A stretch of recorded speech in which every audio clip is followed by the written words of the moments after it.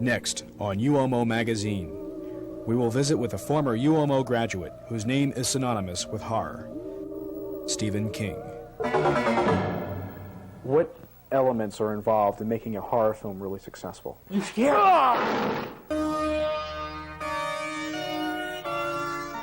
Stay with us, if you dare, for the next half hour as UOMO Magazine presents Stephen King, an alumni in profile.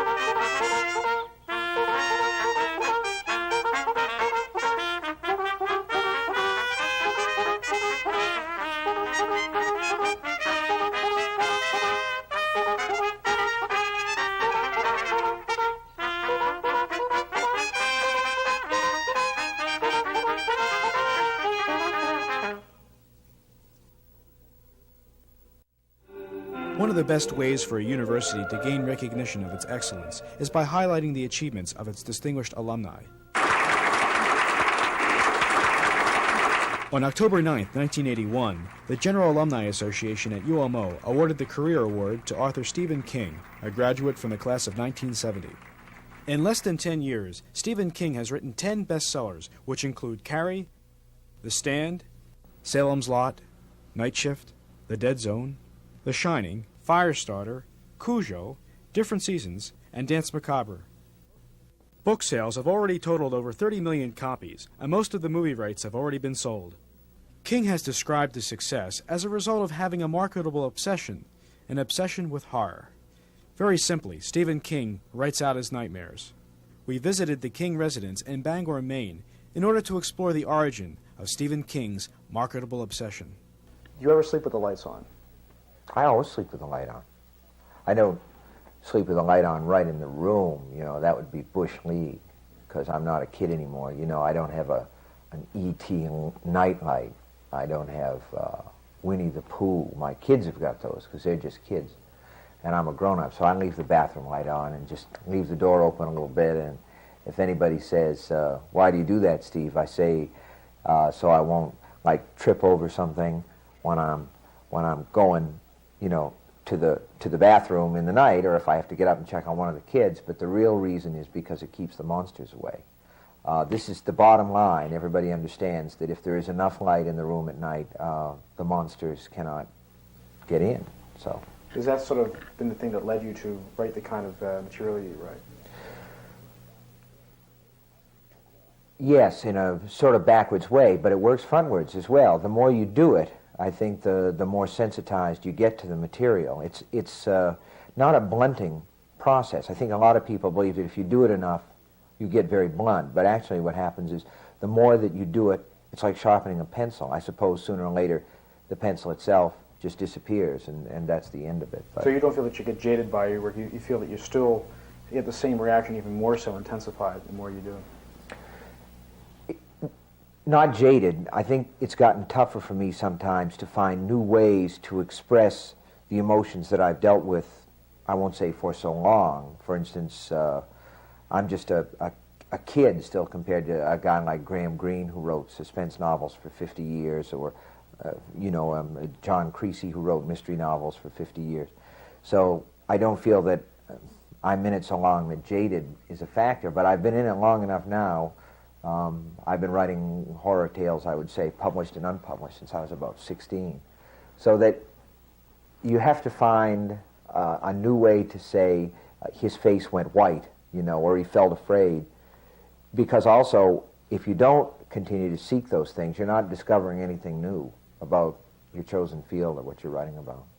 What are some of the major differences between the way a book is written for the idea of a person consuming a book, reading a book, and an original screenplay, for instance, The Creep Show? How does that compare to the differences between books and films? Well, I love movies, you know. what you're asking me covers a lot of ground. Movies and books are diametrically opposite in their effect in most ways, because a novel or a story is a uniquely individual thing. You curl up in a corner with a book, and you're by yourself, you're alone.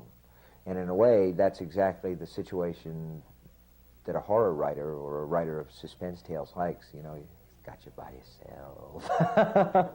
You're already well on your way to being afraid when you're by yourself. So that's good. And anybody who's ever been in a movie knows that the reaction when something scary happens is the whole audience will scream, and then everybody will laugh right after that, because that's a kind of group reaction.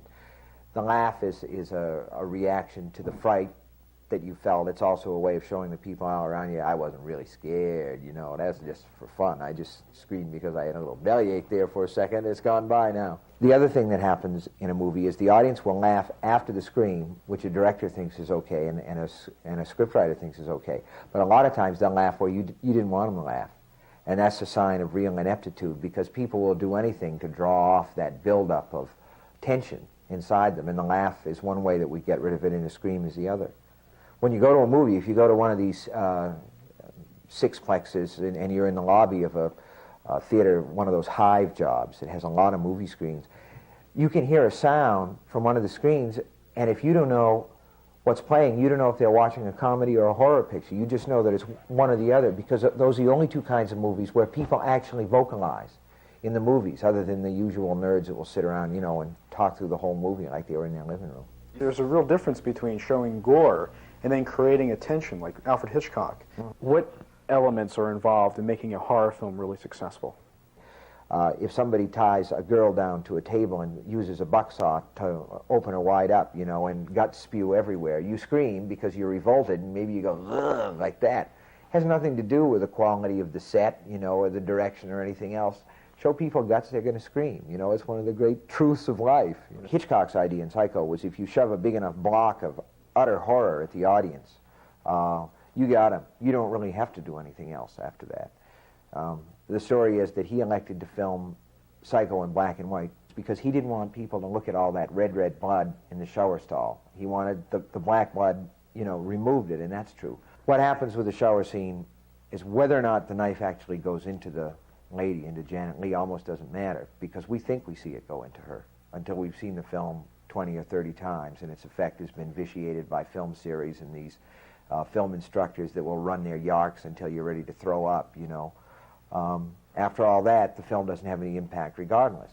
In relinquishing rights to movies, though, do you feel uncomfortable when you release total control, and then there it is, and then they'll do what they want to do with it, what they can do with it, with budgets, and suddenly there are all kinds of constrictions now.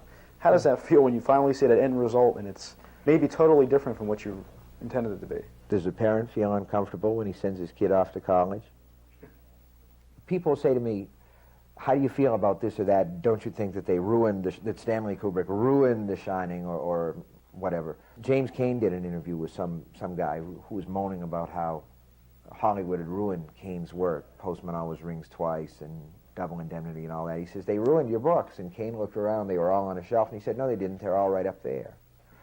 I don't think a movie can ruin a book, because a book has a longer life. A book is still on the shelf. It goes away from the 7-day, you know, books in the library and all that, finally finds its way into the stacks.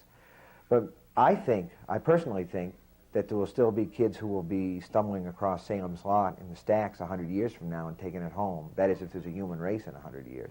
Jeffrey Shiro, a former UMO student, produced a student film based on your story, The Boogeyman. I read The Boogeyman, and I saw his film, and I felt it was a very interesting adaptation in the sense where he took a story that took place in one location and made several locations out of it. How did you feel about that adaptation? I felt fine about it. I think that it has flaws, but I don't think they're worth talking about. Jeff's a young filmmaker. The important thing about it is that it's extremely talented. Who killed the children? Boogeyman. Boogeyman killed him. Just came out of the closet and killed him.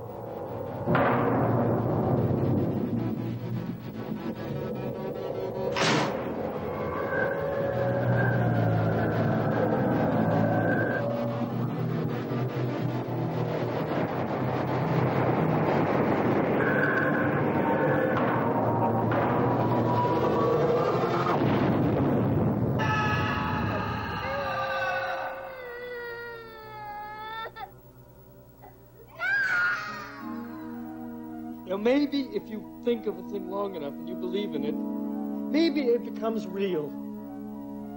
Well, actually, I first had the idea when I was at the University of Maine in 77 through 79, and I'd read the story from his book Night Shift, and I thought it would make a great film. At that time, I had no idea I would really get the opportunity to do it. With this film, since it is based on a story from a well-known author, Stephen King, I had to go through the process of getting the rights from the story, and that took quite a while to do. A lot of the problems come with the actors often, because it is a student production and it's a showcase film, which means the actors aren't being paid. And sometimes it's hard to gain their respect as a filmmaker since you are a student. But that's probably the hardest part in actuality, is trying to get the good performance. What's really impressive about it is the way that the guy stayed with it, the way that Jeff stayed with it, because he made it, I think, for about $10,000. And if you're a kid and you're in film school, $10,000, you know, it just doesn't drop out of a bush. So he worked on the film, I think, off and on for about 2 years, and it has a real professional look to it.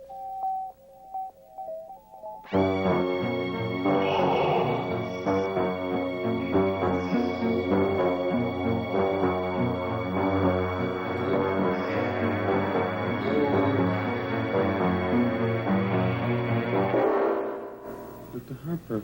It is only a game, Mr. Billings.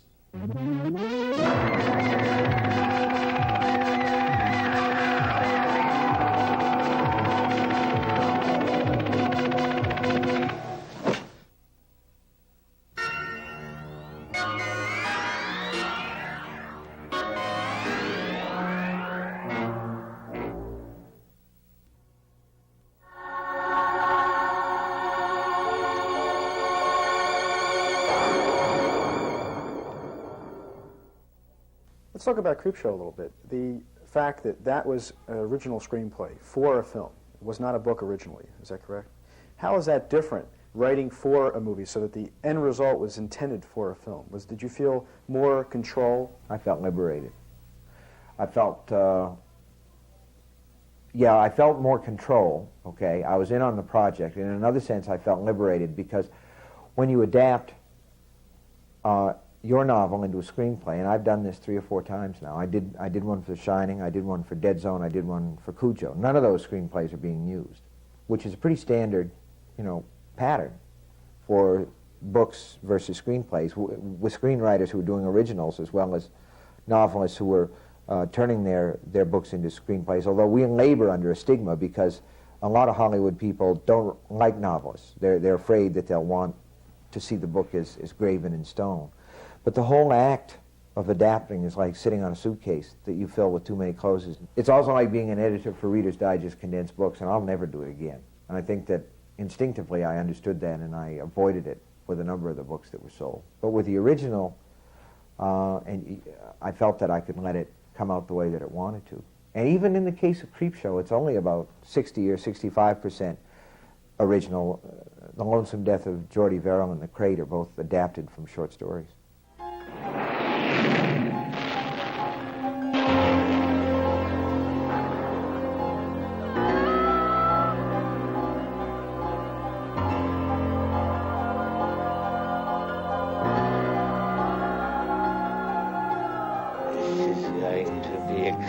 Extremely painful, Mr. Verrill.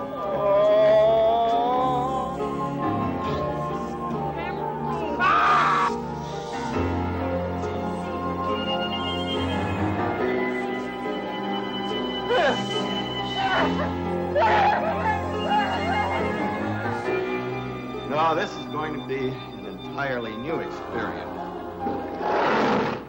What about the fact that you got so involved that you actually acted in that segment? It was an interesting experience. I don't think I'd do it again. Acting is hard work.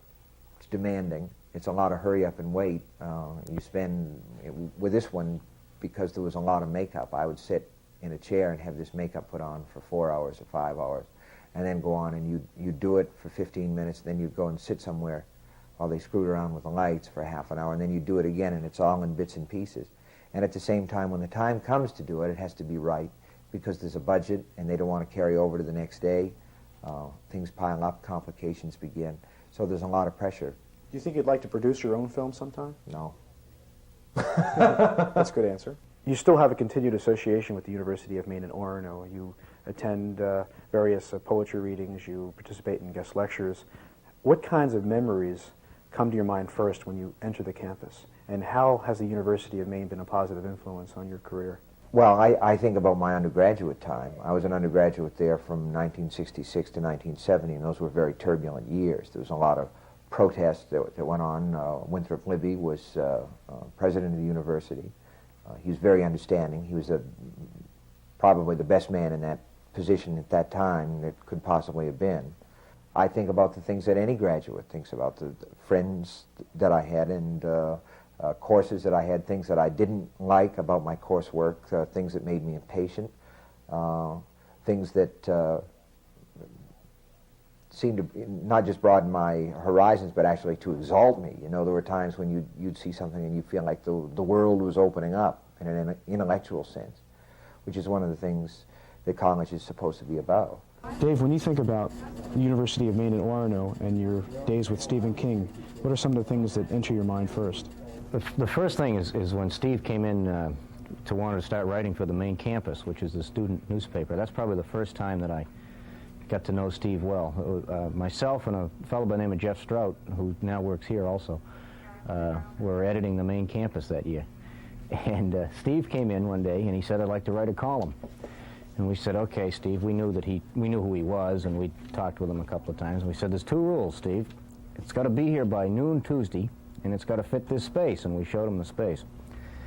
And Steve so he said, "Fine," and off he went. And next Tuesday, it got to be about 11:30. No Steve King, no column, and we started to get a little edgy. And about 11:45, in comes Steve. Takes two pieces of clean white paper, and he sits down at a typewriter. And he puts one piece of the paper in, and he just starts to type. Do-do-do-do-do-do, just never stopped. And he finished that piece of paper, hauled out it, put the second piece in. And it was just like one of these printers we've got hooked up with these word processors. The words just flew out. And he read that over once and dropped it on my desk and said, "See you next week." And the column was perfect. We didn't put a pencil to it. And Steve would do that consistently, week after week. He'd come in with about 15 minutes to spare, pump one of those columns out, and it was always letter perfect. Steve is the kind of guy who went around all week building this column in his head and just rewriting it and writing it and putting it together in his thoughts, and then at the last minute, would just like you pushed a button and out would come the copy. Steve was, even then, probably the most prolific writer that I knew on the campus. He worked at it every day, and even then he knew, I'd have to say, he knew that he would make it. I remember Steve King once telling me as a student here at the University of Maine that when, not if, but when he became famous, the first thing he was going to do was buy I think it was a purple Cadillac. And when he became famous, he bought a Cadillac. I don't think it was purple, but he bought a Cadillac. He came up after class one day and told me that he had written a novel and asked me if I would read it, and I said sure. And he brought it the next day, and I took it home. And I left it on the dining room table, and my wife picked it up and started reading it and didn't stop. And when she finished it, she gave it to me, and I started reading it, and I had the same experience. So I saw immediately that here was somebody with a really unusual sense of narrative, of just the ability to tell a story and keep it going and get a reader involved in it. I think we all knew he was going to be a writer. Whether he was actually going to get into the kind of stuff that he's best known for now, I don't think that really developed that early. Yeah, could you tell us a little bit about King's Garbage Truck? That was the column that Steve wrote. It was called King's Garbage Truck. It's I can show you one here. I dug this out of the attic here today. I don't know if you can pick this up or not, but it was just a little spot like that, and we drew up this little logo, and that's what he called it. And he called it King's Garbage Truck because you never knew what you were going to find in the column. from one week to another. Interestingly, this is one from January 15, 1970, and it's his last will and testament. I point out to Steve that he bequeathed to the Folger Library a blank check. I suppose I'd like to come get that now. But and he also bequeathed to the Bangor Daily News his landlady. We did a main campus shot. It was in January of 1970. It was during the final exam period. And the picture was taken by a guy by the name of Frank Cady. And they were just fooling around one day. This is a stylized version of it, but we put out a little reminder to all the students that they'd ought to study because it was final exam period. It raised quite a furor on the campus. I think maybe more from the Dammit than from Steve King and the shotgun. I remember all of those things, but ultimately I don't think the memories are as important to me as the reality of the university as a continuing influence on my life. Not only because that's what a good, broad college education is supposed to do, but because it's right there. I live in Bangor. It's 8 miles away. It's a resource. What is it about Bangor, Maine that makes you feel comfortable about settling down here and making it a place to live and work? I've been in love with Bangor for a long time because it seems like almost a mythical place to me. And in fact, I've written a very long novel called It. It's about 1,300 pages long, about Bangor. The people here seem very honest and very, very, very real to me in the sense of they're just people that are there. They work hard. They work really hard. People from California don't know what work is. They come here and take a look at it. I've been treated here like I was a human being and not as a freak. They treat me the way that I feel that I am, as just a sort of an ordinary person who's doing a job and working hard at it. Can you tell us something about your new book, Christine? It's about a 1958 Plymouth, a haunted car, sold its soul for rock and roll. Really, that's what it's about. It's sort of like a malevolent Happy Days. And it's all sort of starts out in that sort of bubbly American graffiti way, and if it works the way it's supposed to work, it just sort of goes down about 3 blocks, and we're all having a great time, and it just takes this little skew and goes off into this nightmare. What kinds of future plans do you have? How far ahead have you planned? Lunch.